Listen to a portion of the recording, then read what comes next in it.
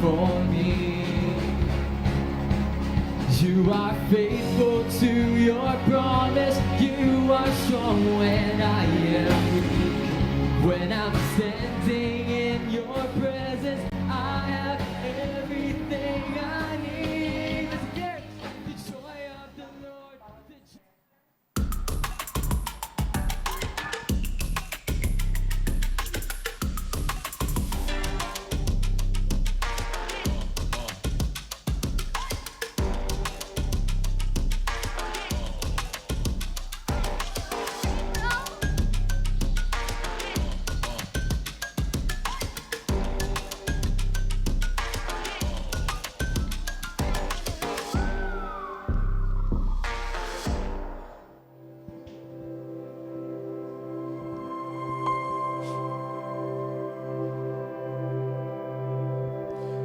Good morning! Happy Sunday! Ang buti na ating Diyos kasi imagine nyo, matatapos na ang January. O di Merry Christmas na naman. Anyway, ang Diyos napakabuti talaga. No? Bawat araw, kabutihan ng Diyos yan. Sabi ng Bible, this is the day that the Lord has made. We will rejoice and be glad in it. Welcome kayo po'y sumusubaybay sa Novaliches Christian Fellowship Care Group. Ito ang unang pagtitipon, nag-aaral ng Word of God, grupo-grupo, may online, may physical. Kung malapit po kayo dito, join us. Punta ko o kayo, dito lang kami sa lugar ng Sabarte Road. At bago tayo magsimula, mawit muna tayo ng give thanks at tapos mananalangin po tayo. Okay? Ready? Give thanks with a grateful heart. Give thanks to the Holy One. Give thanks because He's given Jesus Christ, His Son. And now, let the weak say, I am strong. Let the poor say, I am rich because of what the Lord has done for us. Give thanks. Let's pray. Salamat aming Diyos at kami binangon mo taglayan lakas at buhay upang muli ang buhay meron kami may paglingkod sa iyo. Make us worthy. Linisin mo kami ng banal mo dugo. Walang maging hadlang sa ibubuhos mong pagpapala ng iyong salita. Samahan mo kami sa unang pagtitipon na ito at muli pagpalain ang bawat word na tatalakayin, mababasa, mapagbubulay-bulayan. Ikaw ang magbigay ng anointing wisdom sa mga magtuturo at nang sa gayon ang word may bahagi maging pagpapala sa bawat isa. So Lord, sa iyo na namin ito pinagtatagubilin. Pagpalain mo kami in Jesus' name. Amen. Okay, ready na tayo. Bibigay ko na po sa ating mga tagapagturo. God bless you. And just like that, Christmas and New Year's came and went. Ang bilis-bilis ng panahon. Today is January 25 at next month, magsisimula na tayo ng bagong serye dito sa ating online care group lesson sa Novaliches Christian Fellowship. Thank you all for joining me. I am Gigi Dantes and this is What God Wants for You. Tayo po ay nasa Be Worshipful, the last lesson, which is part 62.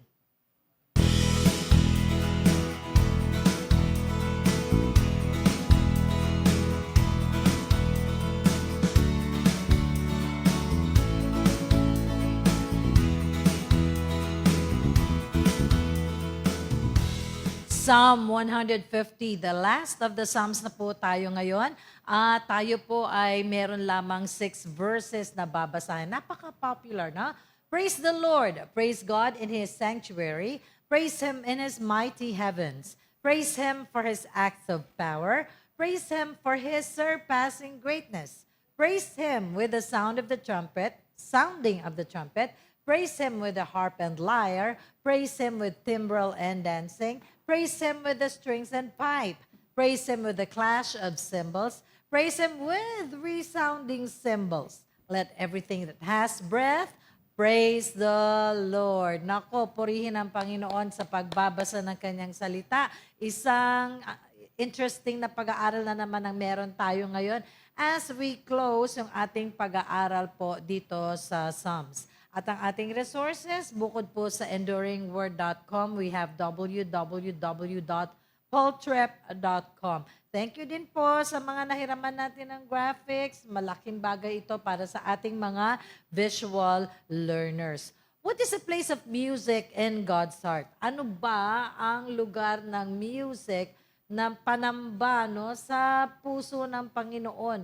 Bakit tayo nagpupot ng premium, kalakihan ng ating oras at pagod at pera, sa come up ng magandang music, magandang tunog, at magagandang mga liriko, nagre-research tayo, at sumusunod tayo sa trend na gawa ng Holy Spirit sa lahat ng mga churches, at least dito sa ating locality, at dito din sa Quezon City, at dito sa mga born-again Christian churches. What is the place of music sa puso ng Diyos? You know what? Music holds a cherished and powerful place in God's heart. Naku, chine-cherish ng Lord yung music na ibinibigay, nire-render natin sa Kanya. And it holds a powerful place too in God's heart. Hindi lamang it puts a smile on God's face, but it also has a powerful place in God's heart. Una sa lahat, ang music ay form of prayer and worship. Ang music, sa pananaw ng Diyos, it's a form of prayer and worship. Halimbawa, pagka tayo ay kumanta ng Father, we love you and we worship you this day. Naku, alam natin na tayo ay nakakaabot doon sa where God is, and God descends on our music. Sapagkat ito ay paghingi din ng pagbaba ng Kanyang presensya. And God so wants to inhabit our praises. Sinasabi yan sa Psalms, God inhabits the praises of His people. At ang ating pagsamba is a form, ang music, by music, is a form of prayer that receives a blessing. Lalong higit kung tayo ay sama-sama na isang church at nagsasabi na, Father, we love you and we worship you this day. Wow! Ito ay sweet aroma, mabangong asamyo sa harapan ng ating Panginoon at siya ay nalulugod. Ang music, hindi lang form of prayer and worship. Kung hindi, ito ay teaching and memory aid din. Halimbawa, tayo ay kakanta ng, sabihin natin, isang fast song na, How are they increased that trouble me? Many are they that rise up against me. Makikita natin yan sa Salmo, O kaya naman The law of the Lord is perfect, converting the soul. The statutes of the Lord are right. Yan, ganyan, nakaka-memorize tayo ng Bible verses. It not only serves as a memory aid, but it's also a teaching aid. Ano nga ba ang ginagawa ng salita ng Diyos sa akin? Well, hindi mo lang na-memorize yung verse kung hindi sinabi dyan, na it's perfect, it converts the soul. So, kung pangit ang iyong puso, una sa lahat, ikaw ay iba ang pananaw, ikaw ay nakahilig ba na nasa side ka pa ng kasalanan, ay ang salita ng Diyos ang makakapagpabago sa iyo. So, ang music, ganun na lamang ang lugar sa puso ng Diyos because it's also a teaching and memory aid. What's more, it's a source of spiritual power and healing. It's a source of spiritual power and healing. Hinang-hina ka. Pagkatapos, kakantahin mo, when the oceans rise and thunders roar, I will soar with you above the storm. Alam niyo yun? Yung pagkumanta ka ng with conviction, nasabihin natin na para bagang may sanctified galit. Galit. I don't even know if galit is the term. Pero yung you sing it talaga ng parang nilalabanan mo yung panghihina ng loob na binibigay sa iyo ng diablo because of the trials that seem to overwhelm you. Na meron din naman kapahintulutan ng Diyos. Pag kinanta mo yun, no? When the oceans rise and thunders roar, naku, talaga naman lulunurin ka. Tsaka yung thunder ng buhay mo ay dagundong talaga. Pero kakantahin mo to with conviction, tignan ko lang kung hindi ka mapalakas. At pag ikaw ay lumabas ng church at kinanta natin yon, paglabas natin parang, wow, sasabihin natin sa sarili natin, that was different.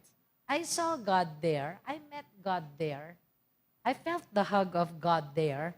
Ayan, no? Yan ang lugar ng music sa puso ng Diyos. And then, it's a means of unity, no? Nakakatuwa pagka tayo ay sabay-sabay na umaawit and you don't mind na sintonado yung katabi mo, pero umaawit siya from the bottom of his heart, no? Makes you want to not just join him, not just sing along with him, but sometimes sing ng kasing lakas ng pagkanta niya or mas malakas pa. Kasi naiisip mo, siya nga hindi siya nahihiya. How much more pagka nagsising in harmony? O, di ba, musically harmonized, ang spirits harmonized din. So, ang music, it establishes unity in the church. No? Ang ganda-ganda niyan. At alam niyo po, dun sa Bible, no, nung kumanta sila at they sounded, sabi ng Bible dun, nag-sound sila as one, na yung mga priests, they couldn't stand anymore to minister. Kasi bumaba ang presensya ng Lord. So much so na parang hindi na sila makatayo. Hindi na sila makaminister. Puno na sila. The presence of God was already overwhelming. And I know nangyayari din yun dito sa atin sa church. Ako nga, it's bringing me to tears many times. It's not that naiyak ako dahil nakakaiyak yung tugtog. But God confronts me right then and there.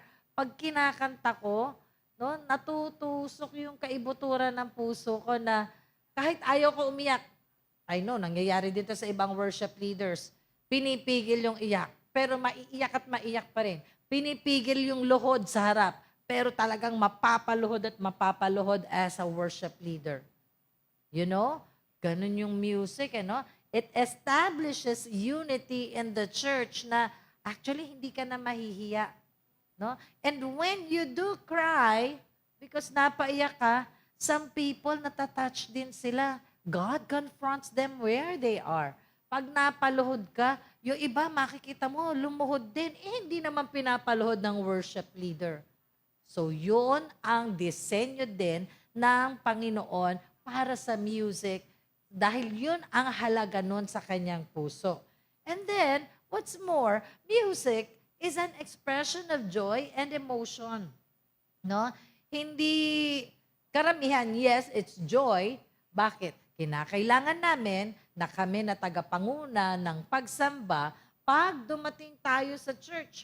Mai-apply natin yung Psalm 100, no? Na enter into His praise with thanksgiving, to His courts with praise, come into His presence with gladness. No, kailangan natin masaya tayo. No, kailangan namin, trabaho namin as worship ministers, na pagdating ninyo sa church, maihaharap namin kayo sa Diyos nang kayo ay nakasmile. Okay, confession ito, no? Confession of a worship director. Kami, pakiramdam namin as worship leaders, medyo hirap kami as worship leaders. When we sing with all our hearts, we dance with all our hearts, tapos sabi namin, taas nyo ang kamay nyo sa Panginoon. Taas natin. Sige, wag tayong mahiya. Ang laki po ng kakaibahan na pagka kami ay nag-worship lead, pagkatapos nakikita namin yung mga tao talagang umari lang, pati paa, itaas.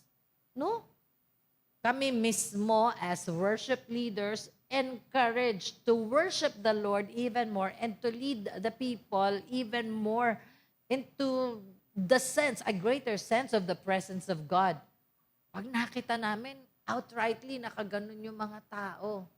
As against, dun sa, itaas natin ang ating mga kamay. You know, sabi ko, kila Pastor Mark and kila IC, matagal ko na ito sinasabi, I long to see that day when hindi na parang push button ng tao. No? Na, like sasabihin mo, pumalakpak tayo sa Panginoon. Itaas natin ang ating kamay. Like, those acts of worship, they don't come naturally. Gusto namin yung natural, hindi na i-encourage na itaas pa ang mga kamay. Dapat lampas na sa ganong stage ang NCF, ang mananampalataya. No? Automatic, taas ang kamay. Automatic, papalakpak. No? Automatic nga, tatalon. Kaya minsan, pagka yung worship leader, biglang nagsayaw, ako mismo, kahit nagki-keyboards ako, natutuwa ako na natatawa. No? It's bringing joy to me. And nakikita ko rin yung iba, napapasayaw din yung kasama ko sa banda. Or sometimes sa amin nagmumula, I know.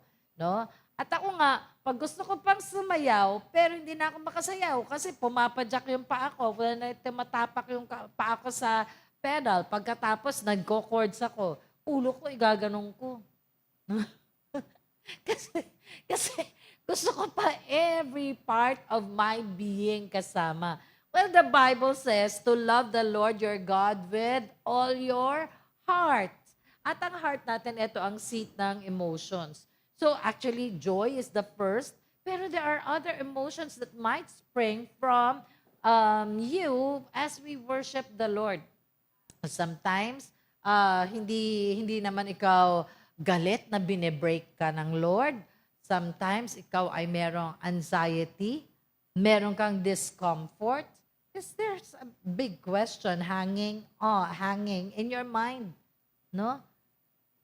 So, ang music, inadya ng Panginoon as part of worship para tayo mismo in all our heart, with all our heart, ay makaabot sa kanyang presensya. Maka-heart to heart tayo sa Panginoon.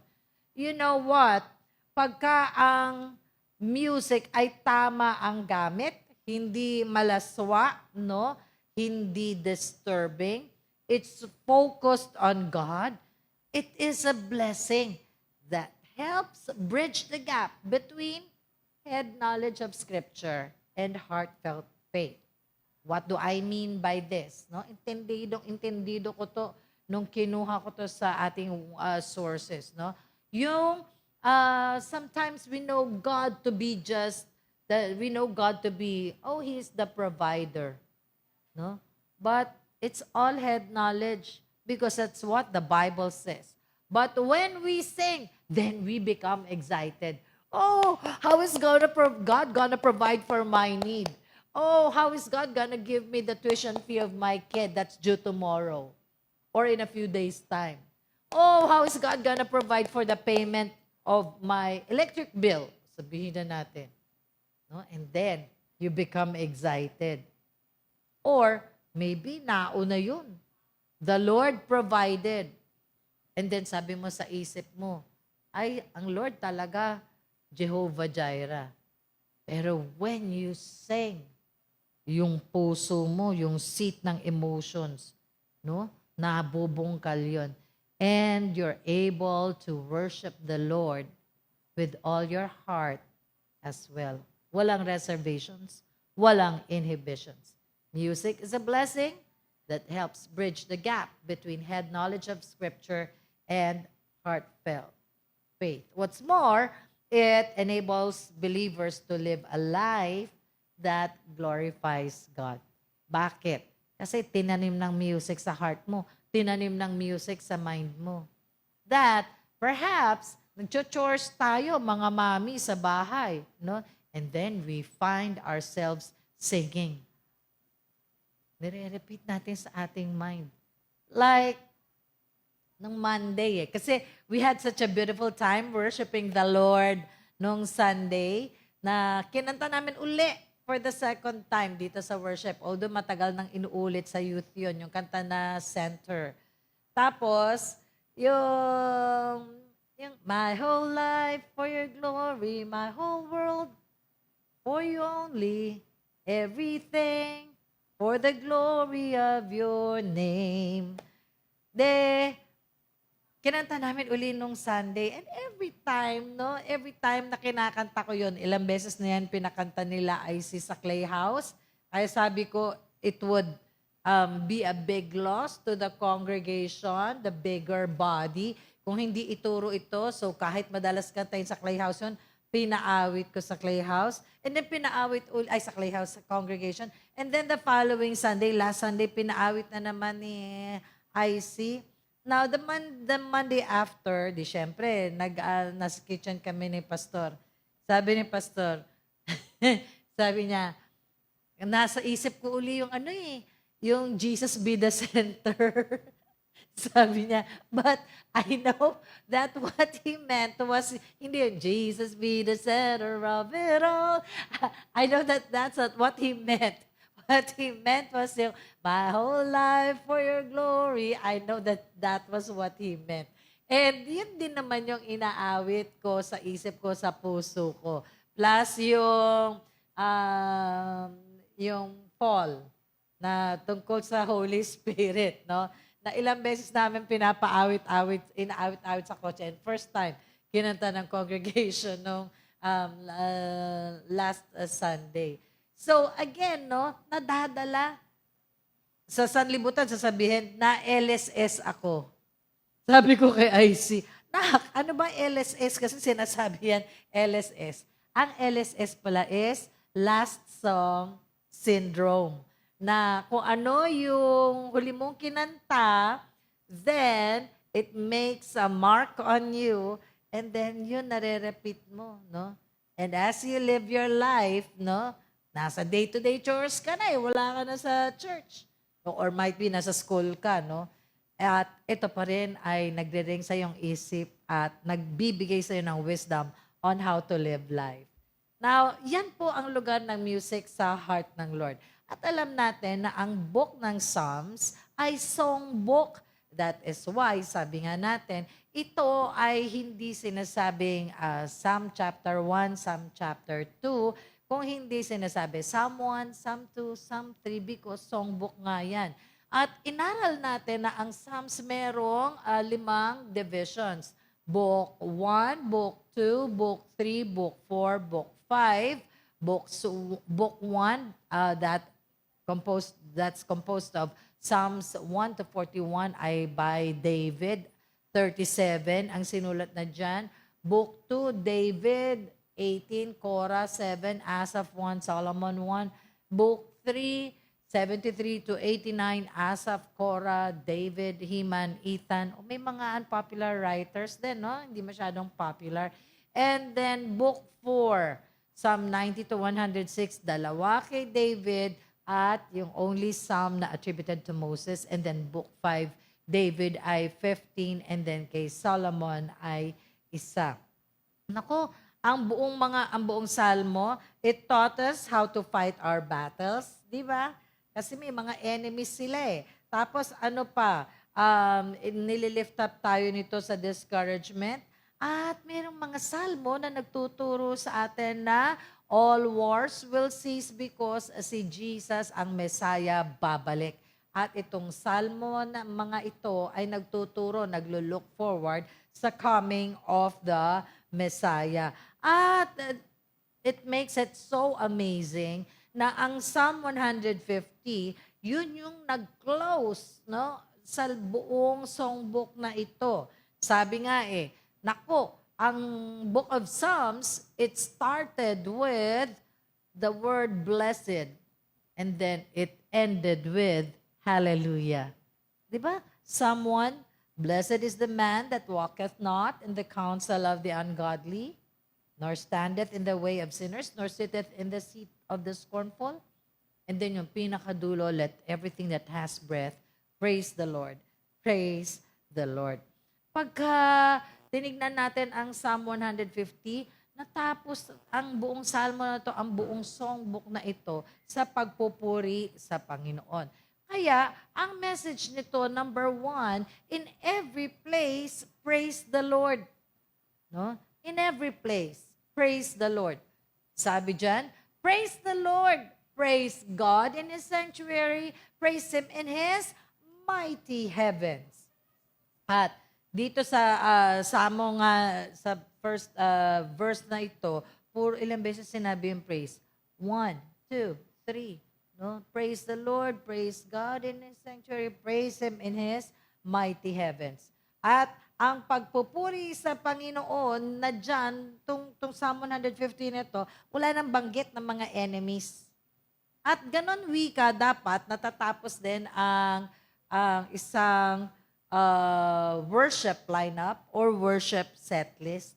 Bumabalik sa pagpupuri sa Panginoon. Like yung mga worship leaders, no, nakikita natin sa dulo, oh, we praise you, Lord. We give you glory, Lord. You are almighty. Meron mga personal songs na inaawit at the end of a worship lineup. And then, sometimes it's declarative. Purihin ka, O Diyos, napakabuti mo. Kasi ang dulo ng lahat, no, pag naipahayag na natin ang ating sarili, naibukas na natin ating sarili sa Panginoon, ay dapat na uuwi sa pagpupuri sa Diyos. At ang sabi dyan, praise God in His sanctuary. Because wala na dapat iba pang lugar na nararapat kantahin ng mga pagpupuri at pagsamba sa Panginoon, kundi sa Kanyang sanctuaryo where He dwells in our day, dito sa NCF, dito sa sanctuary, dito sa worship center. Kaya nga, dapat ang bawat bahay-sambahan, pinaghahandaan ang awitan, no? Natanong kami noon yan, no? Bakit kayo nagpa-practice ng isang linggo pa lang, no? Isang linggo pa lang. Well, for those of you who don't know how we do things here, no? Pagkatapos ng worship namin, magla-lunch lang kami saglit, and then magre-rehearse na kami for next Sunday. Ha? Next Sunday na agad magre-rehearse? Opo, ganun ang ginagawa namin. Not only because ito yung common na day na present kaming lahat, but because ginagawa naming advance. So that whatever it is na kailangan namin linisin during the week, no? Malilinis pa namin, maho-homework namin. Like ako, I'm just an intermediate player.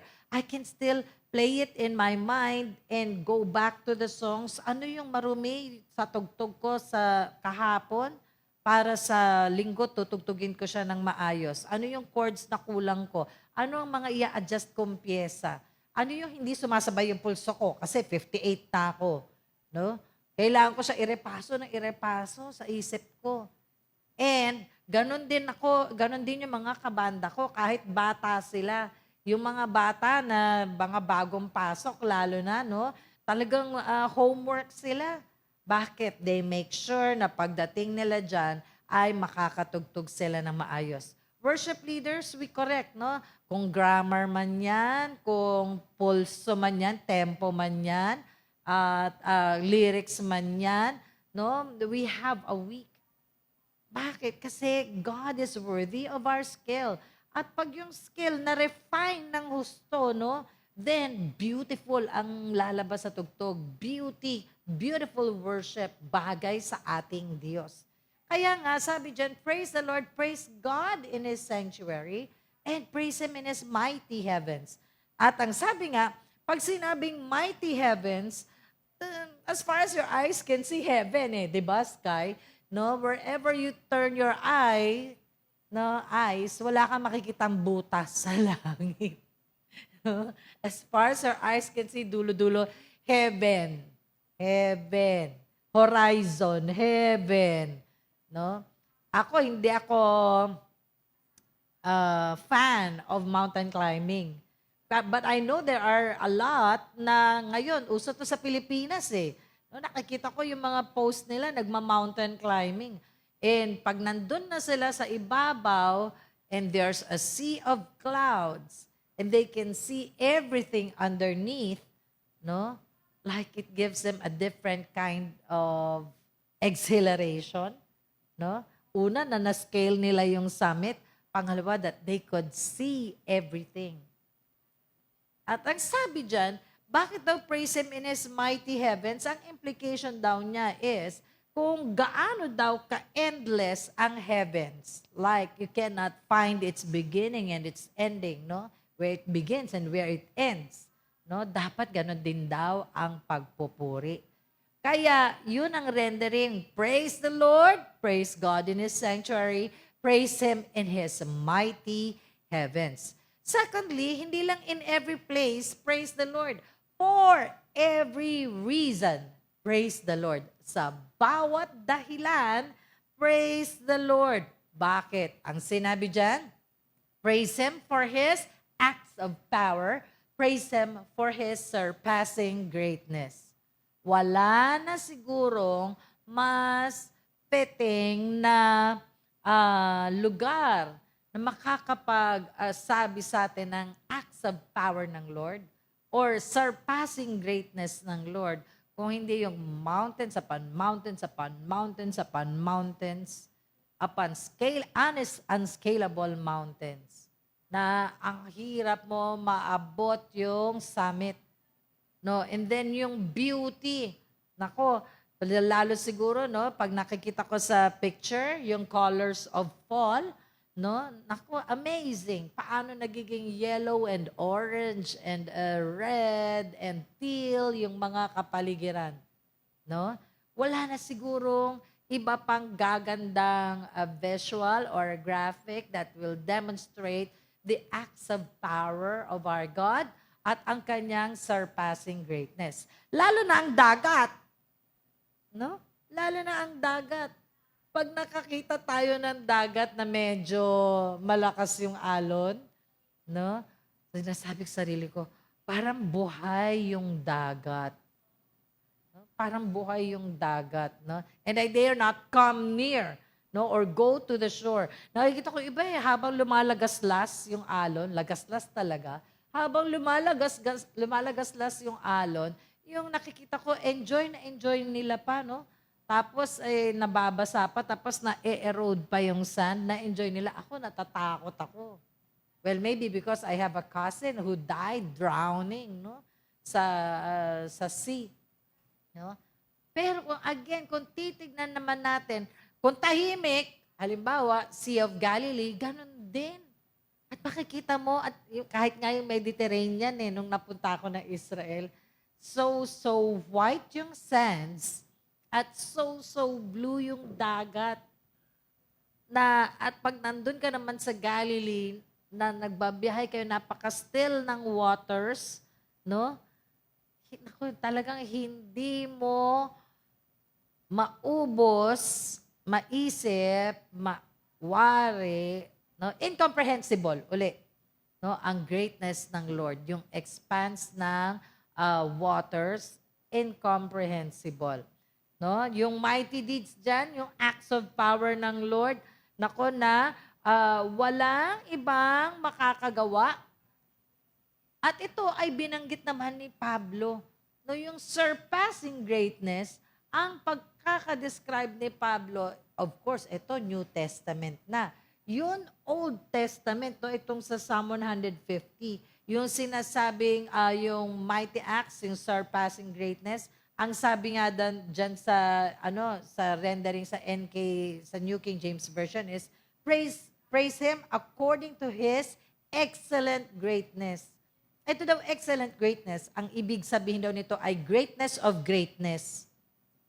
Wow, greatness of greatness. Sabi ko, parang King of Kings, Lord of Lords, God of Gods. Sabi ko nung last time, in my personal worship, God is the creator of the created, the creatives, and the creators. Because I am a creator as well, no? Pero small c. No? The creator of creators. Ito daw, itong praise Him according to His excellent greatness. Ito daw, ibig sabihin, greatness of greatness. At ito ay nilarawan ni Pablo na wala nang iba kung hindi yung resurrection power. Kasi i-compare mo ang Lord sa kung sino mang dakilang author, pinakamatalinong tao, si Solomon, o philosopher, or scientist. Ang sabi ni Pablo sa Ephesians 1:19-20, I also pray that you will understand the incredible greatness of God's power for us who believe Him. No? Sabi ni Pablo, na nawa ay maunawaan ninyo ang higit na dakilang kapangyarihan ng Diyos na sa atin na sumasampalataya sa Kanya. Ano yun? This is the same mighty power that raised Christ from the dead and seated Him in the place of honor at God's right hand in the heavenly realms. Wala nang ibang matalinong tao.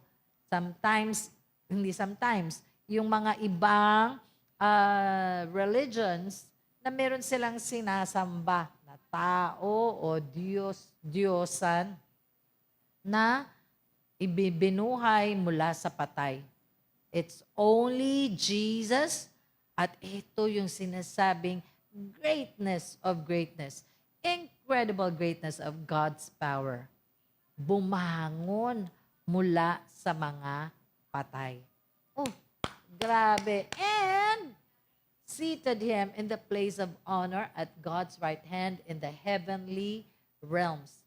Kung kapangyarihan na to, grabe, no? Hindi lamang resurrection power, ascension power pa, exaltation pa, no? Wow! Yan daw ang para sa atin ng mga New Testament believers. Third, with every expression, sabi ng Psalm 150, praise the Lord. Hindi lang in every place, praise the Lord. Hindi lang for every reason. Kaligtasan, resurrection ni Jesus, lahat ng ginawa niya sa'yo. O hindi with every expression, praise the Lord. Praise Him with the sounding of the trumpet. Praise Him with the harp and lyre. Praise Him with tambourine and dancing. Praise Him with the strings and pipe. Praise Him with the clash of cymbals. Praise Him with resounding cymbals. Can you imagine how loud that is? No, dito na muna ako sa baba. Clash of cymbals. Cymbals na, clash pa. And then resounding pa. Kaya minsan, we can't help, pero talagang malakas, no? Kasi yun yung mandate ng praise ng Lord sa Bible.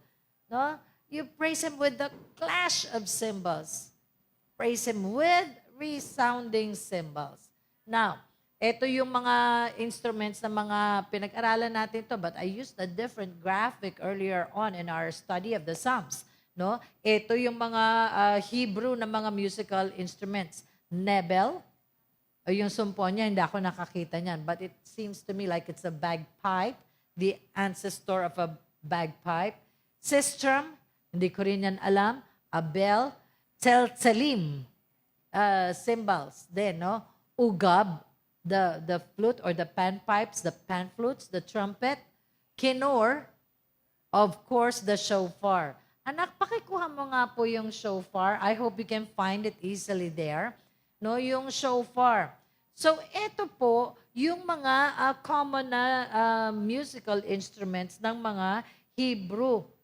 At nararapat daw na ang trumpet ang nasa una nung listahan. Diba? Na sinabi dyan, praise Him with the sounding of the trumpet. No? Bakit trumpet yung nasa una ng listahan ng musical instruments na sinabi dyan? Bakit trumpet? Kasi ito, thank you anak, ito ay ginagamit, ito ang shofar. Yan. Yan. Paano ko ba ayan, hahabulin niya yung camera para ma-cover lahat. Ayan. Ito ang shofar. Yun nasa picture, no?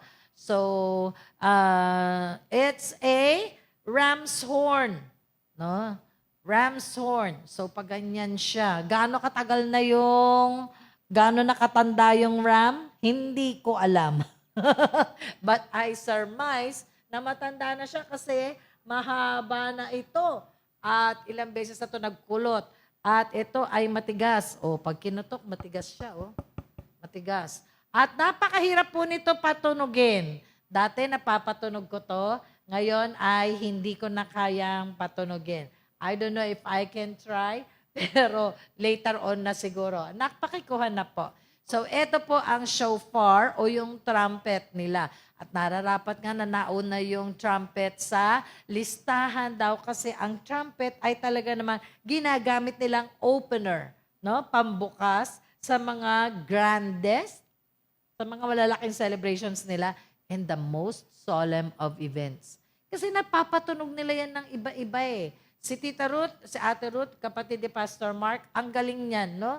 Ang galing magpatunog niyan, no? Kami dito, sometimes we know how to blow it, sometimes we don't.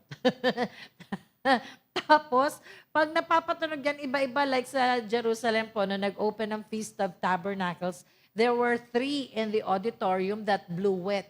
Pagkatapos, kaya na lang, toot! Mahaba yun. Tapos, toot, toot, toot, toot, toot, toot, toot, toot, toot. Wala po yung laman sa loob na anything. Walang mouthpiece yan. It's just as it is, no? Tapos, nakaya nilang patuloy toot, toot, toot, toot, toot, toot, toot. Tapos, iba't ibang tono yun. 3 sila, iba-ibang tono. Nag-chord sila. Grabe. No? Yan po ang shofar. At nararapat nga, because ito po ay opener nila ng event, ng grandest at most solemn events. At ganoon din sa giving of the law. At sa proclamation ng Year of Jubilee or their 50th year, the coronation of Jewish kings. At ganoon din naman sa raging of war. Iba din ang patunog nila pag nag-a-announce sila ng gera. At it is to be thought of in reference to the coming of our Lord at saka yung second advent and the raising of the dead. The list daw is extensive, no? Sinabi dyan.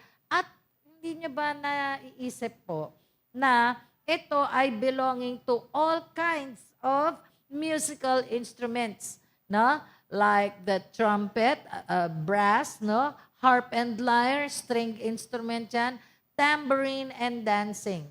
Percussion. The tambourine, half of a drum, tapos dancing. Kasi normally po, pag nag-tambourine, maidens po ang gumagamit, no?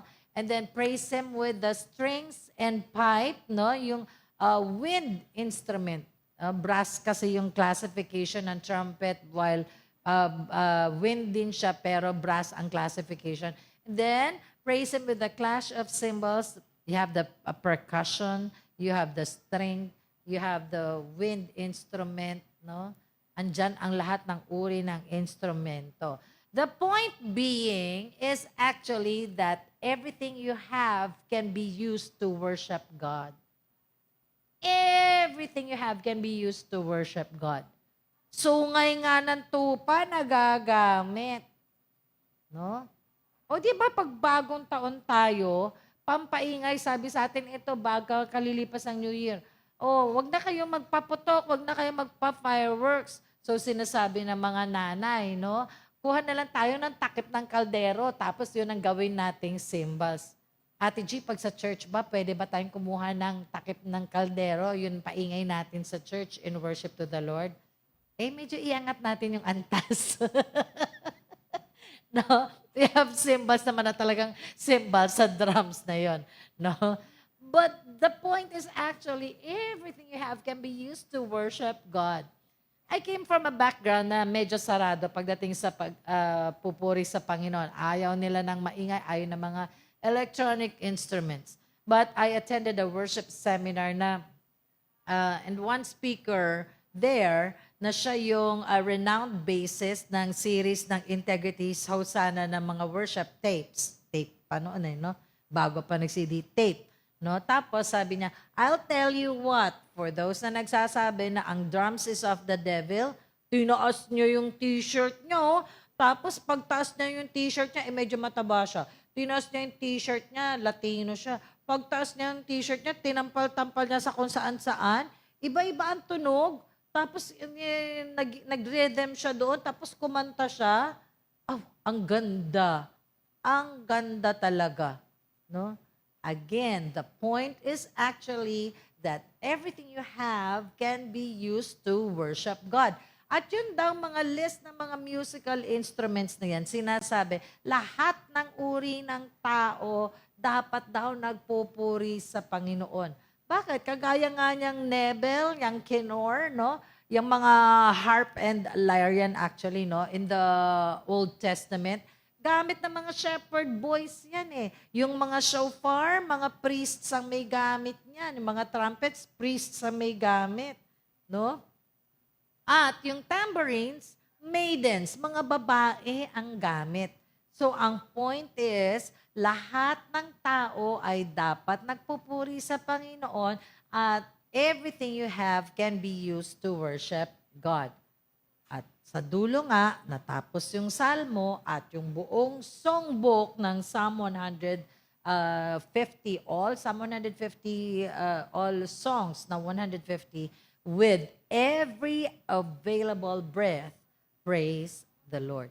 Hindi lang in every place, hindi lang for every reason, hindi lang with every expression, kung hindi with every available breath, praise the Lord. Ang sinabi, cute no? Let everything that has breath, praise the Lord, praise the Lord. Ang cute kaya ng ibon namin dito, isa na lang natitira, nandun sa may kulungan doon. Ang cute.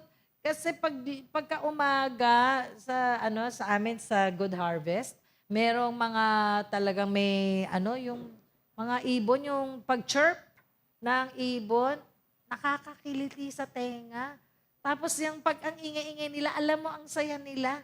Meron silang songs of praise para sa ating Panginoon. Sabi, there's just one condition para magpuri sa Panginoon. Ano? Yun pong humihinga kayo.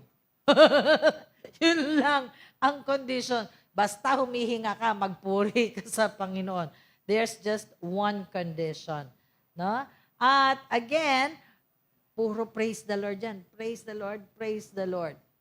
Sabi ko nga sa umpisa, no, ang mga salmista, sinimulan ang Psalm 1, no? Blessed ang word. Sa dulo, hallelujah. Sa dulo, praise the Lord. Ay wala nang ibang dapat magpuri sa Panginoon kung hindi ang kanyang creation. At sa Revelation, no, dito sa Revelation 5:30, nagsasabi, and I heard every creature in heaven and on earth, creature, no, let everything that has breath, nilalang, and under the earth. Kaya meron doon mga critters creepy crawlers doon sa baba, lower left, no? And in the sea, and all that is in them is that, saying to him who sits on the throne and to the Lamb, be blessing and honor and glory and might forever and ever. Wow! Nasa vision ni John yan, no? Na ang lahat ng creatures, lahat ng nilalang ay magpupuri sa Panginoon. Let everything that has breath praise the Lord. Praise the Lord. Nakakatuwa itong sabi ni James Boyce uli, no? Let's be done with worship that is always weak and unexciting. If you cannot sing loudly and make loud music to praise the God who has redeemed you in Jesus Christ and is preparing you for heaven, perhaps it is because you do not really know God or the gospel at all. If you do know Him, Hallelujah. Praise the Lord. Dapat daw, tapos na tayo dyan sa week na worship, sa unexciting worship. Eh di ba, pagka ikaw ay excited, you are loud. No? Eh bakit ka soft pagka nag-worship? Ba't pag nagpe-praise sa Lord? Dapat excited ka. Kung ikaw daw ay hindi makakanta ng malakas, no, para purihin ang ating Diyos, eh baka daw hindi mo kilala ang Diyos or hindi ka pa redeemed. Redeemed ka na eh. So you should be excited about your salvation. Or you do not know the gospel at all.